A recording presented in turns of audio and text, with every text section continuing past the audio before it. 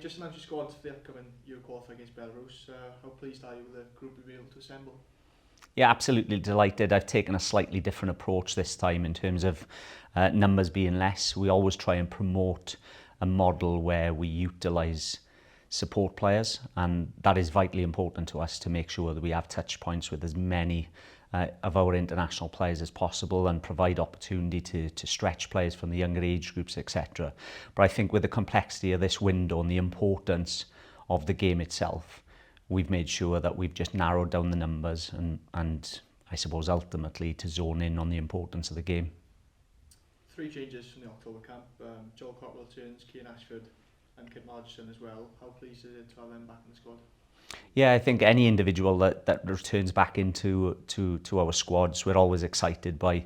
Naturally, there's reason, and usually that's down to injury. And I think for Cian, with the flare-up of his back and the issues he's had, one, I'm just really pleased that he's back available. 2, that he's playing game time. And even in the couple of games I've seen against Peterborough and Wrexham, monitoring his performance, he's back at his best. There are moments in the game that we've spoken about that still need improving, but I think the most important thing is that we've got momentum with him coming back in with game time. Albeit the game on Saturday against Blackpool, that adds a different dynamic, doesn't it? A different problem with the travel. That upsets Cian with that situation. So we've just got to make sure that we manage that, and I have full confidence with our medical team and the collaboration that we have with Cardiff City to make sure that when he comes into camp that he's being best protected and well looked after to be able to prepare him for our training week out in Georgia. Joel Cotterill is another one you mentioned in terms of his return. Joel is pivotal to our group in terms of leadership and what he offers in terms of his personality, his character, and that's without mentioning his ability as a football player. Now, with his return back to Bristol Rovers on loan, as you know, from Swansea City, it's been again healthy game time, a couple of really positive performances and a goal to add to that as well, although many people would say that he couldn't have missed from that area. But I've spoken to Cots this week and he's in fantastic spirit and he's itching to come back in. And then someone like Kit, I suppose, who missed out on the last window. Kit's in a wonderful place in terms of playing game time at Quay, from what is a hugely successful loan from Swansea City at the moment. But I think that communication between myself, him, the goalkeeper department, and the rest of the goalkeepers within a situation we found ourselves in the campaign is trying to maximise their opportunities at club, but also to try and take advantage of that from an international standpoint. And it's been really difficult to make what have been tough decisions around what's best for the player. So we've tried to support that, as best we can. And the communication, I think, with the players has been really appreciated and landed really well with them as well. Looking back at the last camp, obviously a defeat before a memorable away win against Austria. What are your reflections on the performances now you've had some time to sort of reflect the last few weeks? Listen, I think the period we've been through, and I've referred to it as being suffering, I've referred to it as being pain. It's been a traumatic experience, especially not just defeat, but heavy defeat. We have to understand where we're at as a group. And I think I've mentioned for quite some time now in terms of that progress that the group will have, not just individuals, the majority of players within the group are probably 12 months behind physical development or where we'd like them to be able to compete in an under-21s qualification campaign. And that's just purely because, it's such a young group. What I'm excited by now, and we probably went one step ahead of having that result against Austria, and we've still got Belarus to go before the turn of the calendar. My prediction was that probably the second half of the campaign we'd be a lot stronger, we'd be in a much better place to be able to compete physically. So our approach, when we're going man for man and we're being aggressive with our mindset, it's something that the players are probably, as a team, we're not capable of achieving. And there's been moments, even in the friendly against Norway and the game against Denmark and Belgium that showcase that. But I do know with their development and their progress at their clubs, we'll be in a much stronger position come the new calendar year. So I'm excited for that. But looking back at those performances, we've needed to protect them. We've needed to have open and honest conversations. We've needed to reflect myself as a manager, the players as a group and as a team, and our staffing group as well, just to make sure that, you know, when you go through that pain, everything becomes under scrutiny. So as long as we're doing absolutely everything and there is no stone unturned in terms of our planning, our preparation, our execution, our delivery, as long as we can come away from those games feeling proud that we've actually done everything in our control to try and maximise our performance and results. Now, the results, more often than not in football, don't always go your way, so we can understand that. And I think it's just having the buy-in and understanding from the players of where we currently are as a group. And I think externally as well, sending that message correctly so that people understand that there's been an element of patience, and there has to be an element of patience with this, you know, young group that we have in this 21s campaign. But what's exciting is that we were able to turn around, and I think that just shows the resilience, the character, the personalities that we have in the group, and just how strong that group is in terms of unity, that we were able to turn, and I hate mentioning this, a 7-0 defeat into what was a 2-0 win against Austria. So I'm really proud of that. I'm super proud of the players to be able to show that character, super proud of the staff in terms of the way they went about managing that defeat, because we know what that looks like in all environments. You know, cracks can start appearing and fingers start pointing. So what I'm really proud of is that we looked after ourselves as a group, both staff and players, and we made sure we were in the right frame of mind to go and compete in that game against Austria away. Touching on that win in Austria, just how much can I help now build momentum and belief now winning this game against Belarus? Well, it's everything. It's a token for us, isn't it? It's something now for us to cling on to. It's something really positive, which, you know, probably the last couple of camps, yes, okay, we can take the positives, we can take the learnings, but this is something exciting. You know, what the players see is the evidence of their hard work being turned into a result. And now we've got an opportunity to grow from that. A lot of the things that we did change, not so much the principles or the messaging, was going back to basics.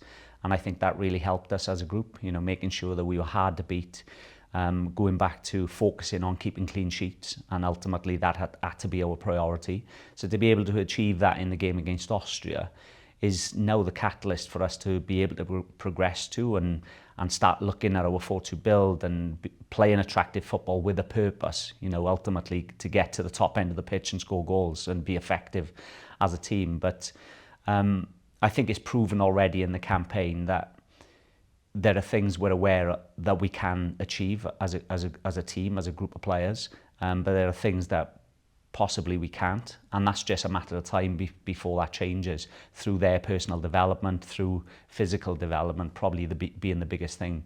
So 12 months into the campaign, I think that's the area and that's the moment which I certainly am excited by, is knowing that things will change and things will improve. The upcoming opposition, bottom of the group, Manchester looking for a first competitive win in charge. You're probably going to be favourites going into the game as well. How important is it from your end there's no complacency amongst players and staff?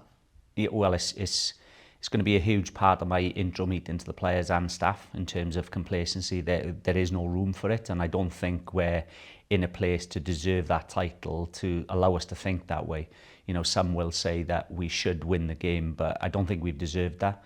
You know, I think what we need to think is it's a game we can win, and it's a game as long as we get our preparation right and everyone's mindset is in the right frame of mind to be able to compete, roll your sleeves up, work, show the ethics, show the team bond, the unity, the spirit, the togetherness that we have displayed, you know, so well with these individuals. But when it comes to complacency, and I've read it myself, and the players will see it themselves as well, is, you know, these competitive games that they've not won, and them sitting bottom of the group, and them being bottom seeds, you know, that is the negativity that they will probably read. But let's not be mistaken, you know, we can't be taken advantage of if we get into that soft frame of mind and we allow that to overpower our thoughts, then we're going to get caught out. So my messaging to the players is to avoid any of that. There is no negativity, there is no complaint, and certainly there is no disrespect to any opponent, because I'm sure there's an examples from the players, and I've got many to share as a player myself. You know, those moments where you underestimate someone, you'll get caught out quite quickly. So that's something that we need to address on day one. It's part of my planning in terms of my messaging to the players, and it's something we need to be fully aware of, is that we're going to a very tough place against a very tough team who are physical, who are the higher age group end of this under-21s group. So physically it's going to be a massive test for us, and like I've already pointed out, it's already a challenge for us anyway. But if we can combat that and, you know, take advantage of our moments of brilliance and moments in the game which we will have opportunities to flourish, then that's what's going to be really important for us. But the mindset has to be right. The game, of course, will be played in Georgia. 4-hour time difference, obviously difficult logistics going into this match. Does that change your preparations for all, either in a positive or challenging way?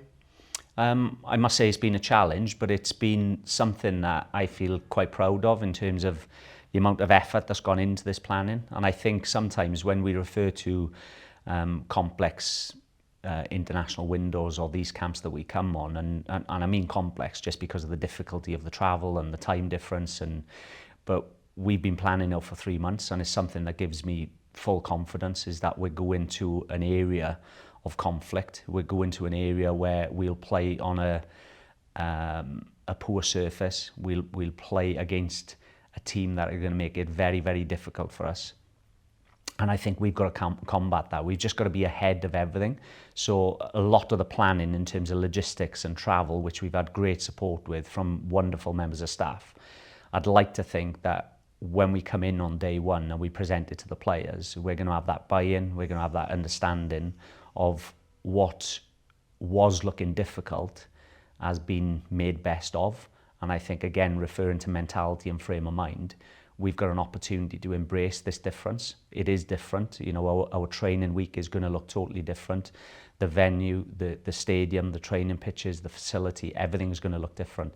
But I don't see it as difficult in my eyes. It just has to be an opportunity to embrace difference. And I think if we can get our minds around that, then we'll be in the best place possible come game day. Finally, this match marks the final game of the year as well. How important is it to finish on a positive note now? Because we've got that 3-month gap now between now and March. I can't explain how important it is. You know, honestly, it's everything for us now as a group of players to be able to progress. Like I said, we put ourselves in a good place, coming off the back of a win, and we've got an opportunity to go back to back with that. You know, I'd like to think we'd be able to get another clean sheet. I'd like to think we'd be able to score goals. I'd like to think that we'd be able to celebrate these wins collectively as a group, and hopefully be rewarded from all the hard work that we've been through whilst experiencing the pain.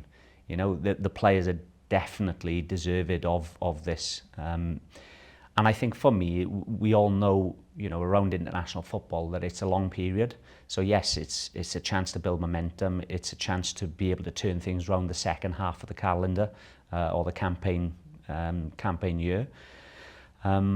But what I don't want to do, and I'm sure the players don't want to experience, is to go through what's close to 6 months without a game to rectify. You know, we can put ourselves in a good position to be able to enjoy the winter months, knowing that we've put ourselves back in a fantastic place to then go and prepare to do the second cycle, the second round of games again.